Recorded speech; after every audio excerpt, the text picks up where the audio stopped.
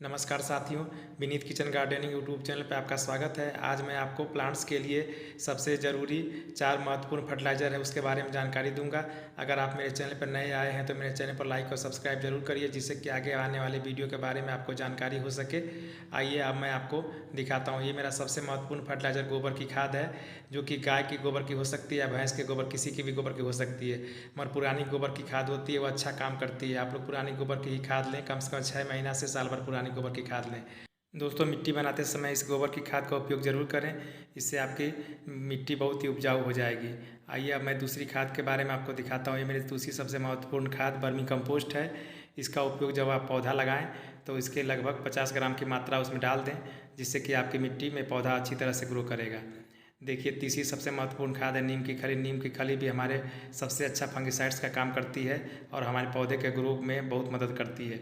इससे हमारे पौधे की जो जड़ होती है सड़ती गलती नहीं है और उसमें किसी प्रकार के फंगस का अटैक नहीं होता है। इसलिए नीम की खली का आप लोग उपयोग ज़रूर करें, इसको भी मिट्टी में मिला दें। आगे चलिए, चौथी सबसे महत्वपूर्ण जो खाद है वह सरसों की खली है। सरसों की खली बाज़ार में आसानी से मिल जाती है, 20 से 25 रुपये किलो। यह दो प्रकार की होती है, एक काली सरसों की खली होती है, एक पीली सरसों की खली होती है। देखिए, मैं आपको अब पीली सरसों की खली दिखा रहा हूँ। ये पीली की सरसों की खली काली सरसों की खली से अधिक शक्तिशाली होती है। यह सरसों की खली केवल 6 महीना पुरानी ही आप लेके उसका उपयोग करेंगे। इसका लिक्विड फर्टिलाइज़र कैसे बनाना है उसे मैंने आपको पहले बताया हुआ है।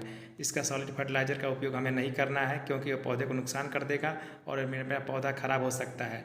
यह सरसों की खली एनपीके का बहुत अच्छा स्रोत होता है। इसमें नाइट्रोजन, फास्फोरस और पोटेशियम बहुत अच्छी मात्रा में होता है, जिससे मेरे पौधे बहुत अच्छी तरीके से ग्रो करते हैं। आइए अब मैं आपको गोबर का जो खाद फर्टिलाइज़र होता है उसे किस तरह से पौधे में उपयोग करना है, कितनी मात्रा मुझे इस पौधे में डालनी है, उसके बारे में जानकारी दूंगा। इसका पौधे में उपयोग हमें 15 दिन पर करना है। हर ग्रो बैग में इसे 15 दिन पर उपयोग करना है और 15 दिन पर उपयोग करने से मेरा पौधा हरा भरा रहेगा और अच्छी तरह से ग्रो करेगा। आइए अब मैं आपको दिखाता हूँ कि इसकी कितनी मात्रा मुझे पौधे में डालनी है। केवल गोबर का ही डालनी है। देखिए, अब मैं अपने ग्रो बैग के पास आ गया हूँ और ग्रो बैग के पहले मैं निराई गुराई कर दूंगा। निराई गुराई करने से, क्योंकि बरसात का मौसम है और मिट्टी देखिए गीली है, इसलिए गीली होने की वजह से हम इसमें केवल सॉलिड फर्टिलाइज़र का उपयोग करेंगे, लिक्विड फर्टिलाइज़र का उपयोग नहीं करेंगे। क्योंकि लिक्विड फर्टिलाइज़र का उपयोग करने से मेरी मिट्टी में ज़्यादा नमी हो जाएगी और जिससे पौधे का विकास रुक जाएगा और सड़गम की समस्या हो सकती है। आइए अब मैं देख रहा हूँ। देखिए, मैं कैसे निराई गुराई करके एक पौधे को मैं 50 ग्राम गोबर की खाद दूंगा और देखिए दूसरे पौधे को 50 ग्राम गोबर की खाद दूंगा। दो पौधे मेरे लगे हुए हैं ग्रो बैग में, इसलिए मैं 50-50 ग्राम करके 100 ग्राम के करीब गोबर की खाद पौधे को दूंगा। आइए अब मैं आपको दिखाता हूँ कि दूसरी जो वर्मी कंपोस्ट की खाद है उसे मैं अपने कैसे पौधे में दे रहा हूँ। इस वर्मी कंपोस्ट को भी मैं 50 ग्राम हर 15 दिन पे देना है और अल्टरनेट क्रम में एक बार में केवल गोबर का ही देंगे, दूसरे 15 दिन बाद फिर वर्मी कंपोस्ट का देंगे, तीसरे 15 दिन बाद नीम खली या अन्य किसी फर्टिलाइज़र को देंगे। सभी फर्टिलाइज़र को एक साथ हम नहीं देंगे, 15-15 दिन पर उसे चेंज कर करके बदल के हम उसको देंगे, एक साथ के सबको नहीं देंगे। अब मैं देखिए इसकी निराई गुराई कर रहा हूँ। निराई गुराई करने के बाद से देखिए मैं इसमें फर्टिलाइज़र का उपयोग करूँगा। ये देखिए वर्मी कंपोस्ट का फर्टिलाइज़र है। 50 ग्राम वर्मी कंपोस्ट का फर्टिलाइज़र एक पौधे में दूंगा। 50 ग्राम दो पौधे चुकी हैं, इसलिए 50-50 ग्राम दो पौधे मैं दूंगा और 50-50 ग्राम पौधे में दे के उसे अच्छी तरह से हम मिट्टी में मिला देंगे।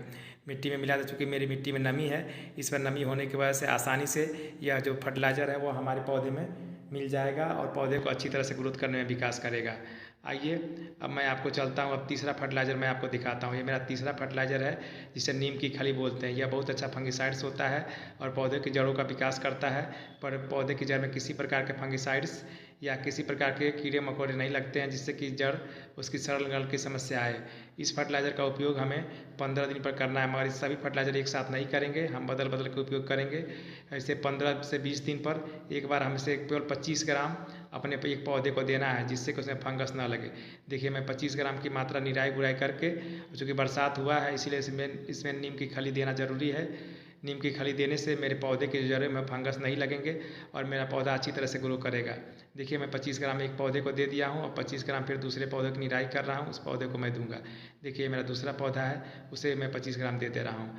इस प्रकार से मेरा पौधा पूरी तरह से हेल्दी रहेगा और हरा भरा रहेगा तथा अच्छी तरह से ग्रो भी करेगा। इसमें किसी प्रकार की कोई दिक्कत नहीं आएगी। इस प्रकार से हमने अपने तीसरे फर्टिलाइज़र का उपयोग देखिए तीसरे ग्रो बैग में कर दिया। और आइए अब मैं आपको चौथे फर्टिलाइज़र के बारे में बताता हूँ कि चौथे फर्टिलाइज़र का उपयोग हमें कैसे करना है।